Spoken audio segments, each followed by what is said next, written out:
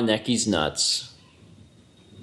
You know, every little thing about this game, every sprite, every second of music, every single sound effect is like completely ingrained into my DNA. I mean, I know I'm known for like Earthbound, but Donkey Kong Country is almost equally as important to me. I put so much time into that game. And we recently got all the stuff hooked up, so Mao has been playing it a little bit this evening. Actually, the other day, Mao had to run out and do something for just a little bit, and while she was gone, I was like, I might play this a little. So I actually sat down, and in the span of like 40 minutes, I was in the final world. And then I think I got to Trick Track Trek. I think that's the name of the level. The one where you have to get the fuel? Did I beat that one? I got stuck somewhere. I got past Poison Pond. I don't remember. It was the final world. It was the sixth world, and then I was like, all right, I'm done. But it was fun to sit down and just like run through it, because Donkey Kong Country 1 is actually not a terribly long game, especially if you're moving at a brisk pace. I don't normally take breaks like that, but I felt compelled to, and it was actually kind of nice. It was weird whenever I saw Mal playing this, because I've been upstairs, and when I came downstairs, she was playing it. Of course, she's stopping for all the bonus rooms, and I was just sprinting. So today we worked very hard on a variety of different things, one of which, and the most important thing, was mail, because we've been a little behind on that. We recorded March mail before we left the old house, but we've had mail piling up, and we haven't had any time to deal with it because we've been doing other things. So today was mail day. We needed to record April, May, and then if we could, June.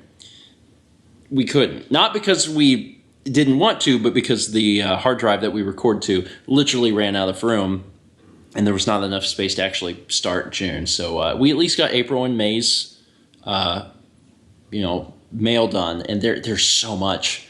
There was a fairly good bit in April, but there was a ton in May.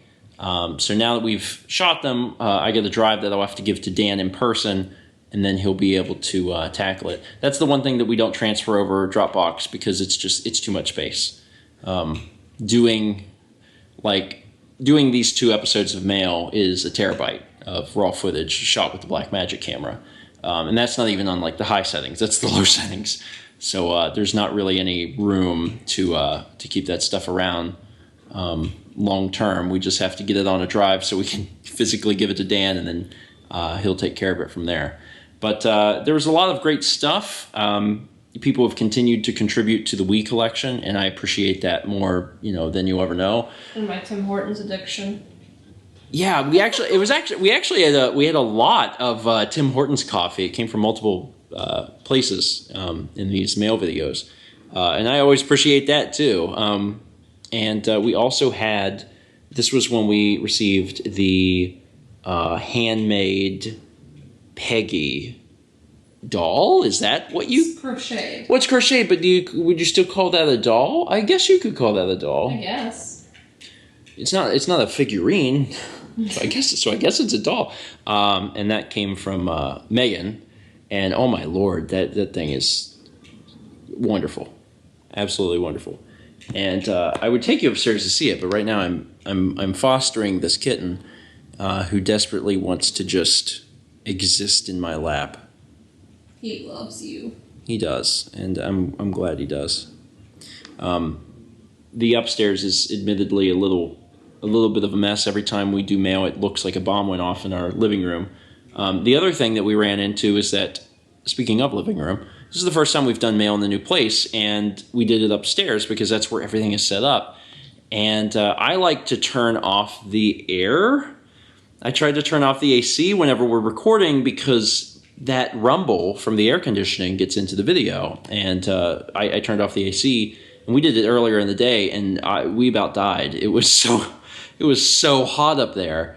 So I don't know exactly what we're going to do. Future mail videos will probably have to be recorded in the evening, because I'm still going to want to turn off the AC, but we're going to have to wait until it's cooler. And this won't be a problem once it's not friggin' summer.